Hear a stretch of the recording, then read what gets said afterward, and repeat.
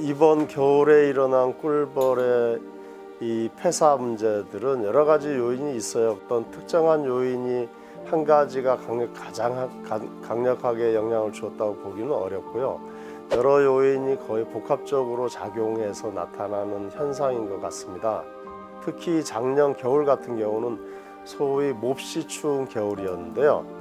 그 겨울이 오기 전에 11월과 12월 초는 상대적으로 너무 따뜻했어요. 그래서 그것이 꿀벌들이 겨울 준비를 하는데 실은 이 양봉가들이 겨울 준비를 하는 타이밍도 놓쳤다고 볼 수가 있고 꿀벌들이 겨울 준비를 하는 생리적인 변화 과정에 영향을 주었습니다.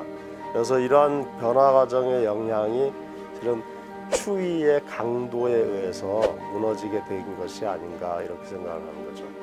두 번째는 지난 겨울에 월동을 하는 꿀벌들의 상태가 좋지 않았다 이렇게 보고 있습니다. 그러면 왜 하필이면 지난 겨울에 꿀벌이 월동하는 꿀벌의 상태가 좋지 않았는가를 보아야 되는데요.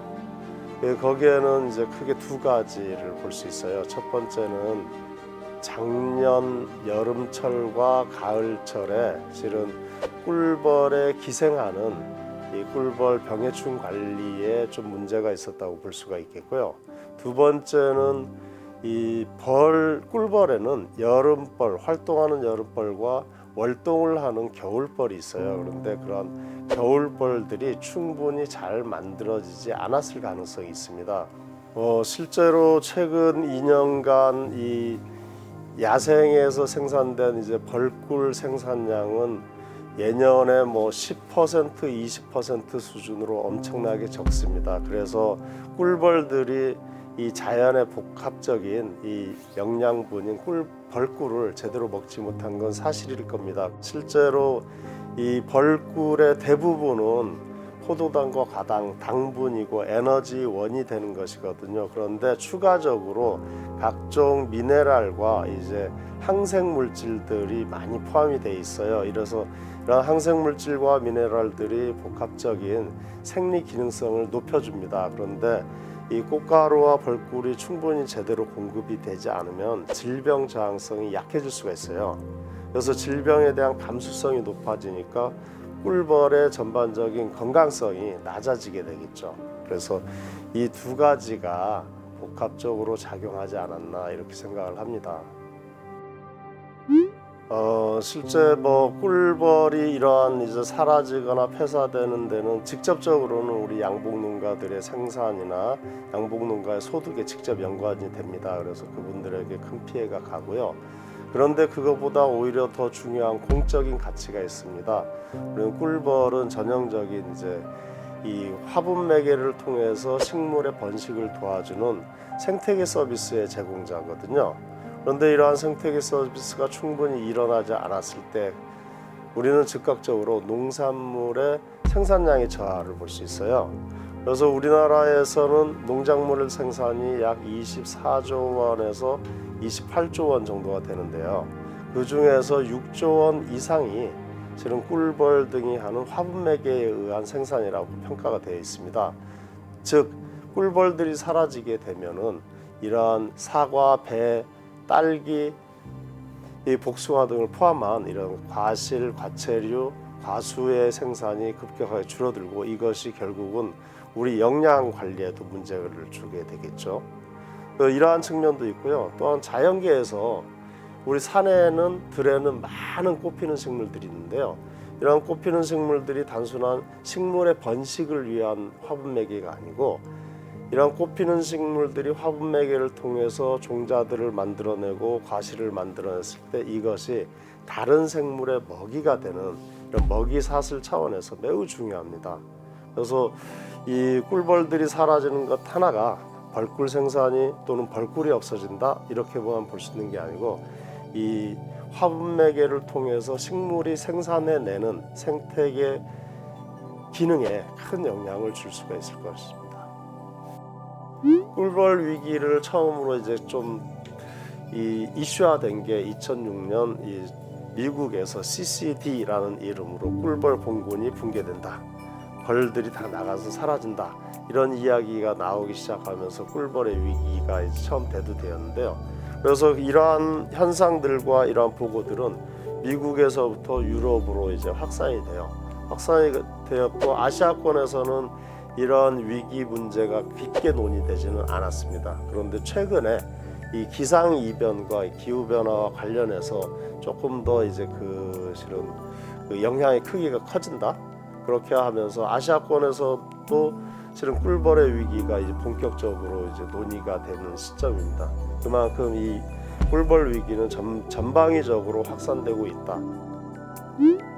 지금 나타나고 있는 이런 일련의 현상에서 제일 중요한 것, 그리고 우리가 이 사람들이 관리할 수 있는 부분이라는 게 그러면 두 가지가 될 것 같아요. 첫 번째는 꿀벌의 건강성을 증진시켜 줄 수 있는 어떤 관리의 문제. 이것은 대부분 양봉가들이 꿀벌을 어떻게 관리하는가에 대한 이야기가 됩니다. 그래서 꿀벌의 병해충 관리 중에서 특히 우리나라에는 꿀벌 응애와 중국 가시응애라는 두 종류의 외부 기생성인 이 꿀벌 해충이 있습니다. 그래서 이 해충에 대한 관리가 매우 중요한데요. 이런 기생성인 해충들의 문제는 단순히 꿀벌을 괴롭히는 것뿐만 아니고 이 기생성인 해충들이 꿀벌의 다른 질병들, 바이러스병이나 세균병들을 매개를 하거든요. 그래서 다른 질병을 또 가지고 와요. 그래서 이 건강성이 더욱 악화되는데, 그렇다면 이런 꿀벌 가해하는 기생성인 응애류 관리, 이게 첫 번째 매우 중요한 요소가 됩니다. 두 번째는 꿀벌의 이제 영양 공급과 영양 관리인데요. 이것은 두 가지 측면에서 볼 수 있어요. 실제로 관리를 할 수 있는 양봉가들이 꿀벌들에게 적절한 영양을 제공해 주는 것, 이것도 되게 중요한 이슈인데, 그것보다 더욱 중요한 것은 꿀벌들이 밖에 나가서 먹이 활동을 할 수 있는 이 배경을 잘 만들어 주어야 된다. 즉 야생의 많은 종류의 꽃과 꽃 피는 식물들에서 꿀과 꽃가루가 제공이 된다면 꿀벌은 조금 더 안전하고 이 풍족한 환경에서 건강을 유지할 수 있을 거라고 생각이 됩니다. 그래서 이 꽃 피는 식물들을 많이 심어주고 관리해주고 보호해주는 것이 우리 꿀벌을 살리는 지름길이 되지 않을까 이렇게 생각을 합니다. 2007년에 프랑스에서는 파리를 중심으로 해서 이 도시 양봉을 이 나름의 생태계의 파수꾼의 역할로서 도시 양봉을 권장을 했어요. 그래서 도시에서 이제 그 꿀벌을 키우고 양봉을 하는 것 자체를 이 도시민들이 벌꿀을 수확하는 행위가 아니고 이 도시의 생물 다양성을 증가시켜주고 환경을 지켜주는 이러한 차원에서 이제 도심 양봉을 이제 권장하게 되었고요. 이러한 일들은 뉴욕에서도 이제 많이 나타났고, 최근에 가장 중요한 그 사례를 하나 본다면 아일랜드에는요, 실은 지역의 식물을 보호하고 멸종해가는 식물을 보호하고 환경을 지키기 위한 이 화분맥의 이니셔티브라는 것을 만들었어요. 즉 이제 꿀벌을 보호하는 대국민 운동본부 같은 거죠.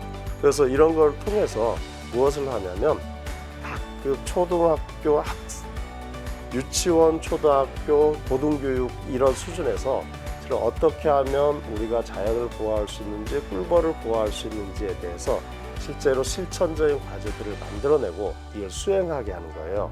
그렇다면 이제 이 학교 교육기관에서는 뭘 하냐? 대부분의 경우 꽃을 심는 행위들을 조장을 하게 돼요.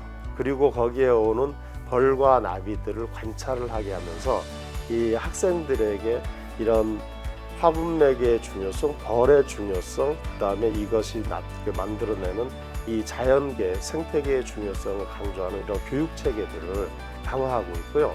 또 한 측면에서는 뭘 하냐면 이 화분맥의 곤충, 꿀벌 모니터링 시스템을 전 국가적 차원에서 이제 하게 됩니다. 그렇게 하면은 국가 차원에서 자료들이 모이게 되는데, 그러면 몇 해 동안에 최근에 이제 연구 결과는 영국과 네덜란드 쪽에서 몇 해 동안 지역별로 쭉 조사해 온, 물론 시민과학자들과 이 과학자들이 함께 참여해서 조사해 결과들을 바탕으로 우리 지역에는 이런 곤충이 꿀벌이 사라지고 있구나, 또는 어떤 새로운 그 꿀벌이 나타나고 있구나, 이런 자료들을 알게 돼요. 그래서 이것을 가지고 기후변화와 기상환경 변화와 연결시켜서 이 보호 대책을 마련하는 이런 수준 높은 작업들이 이루어지고 있습니다.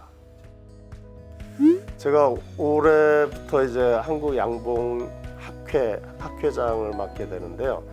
저희가 하고 싶은 일들 중에서 이제 꿀벌들을 보호하는 프로그램들을 조금 더 이제 많이 만들어내면서 대중화하려는 생각들이 있습니다. 그 중에서 가장 많이 이제 손쉽게 접근할 수 있는 부분이 실은 지역적으로 마을마다 단위 작은 공간들에 이제 소위 말하는 화분맥의 서식처라고 하는 것이 있습니다. 화분맥의 공원을 만드는 거예요. 우리는 지금까지는 대부분 식물원, 공원에 가면 예쁜 꽃을 보면서 관상용 또는 눈을 호강시켜주는 이런 즐거움을 얻고자 했었는데요. 이제는 그것들이 실은 기능적인 부분을 담보해야 된다.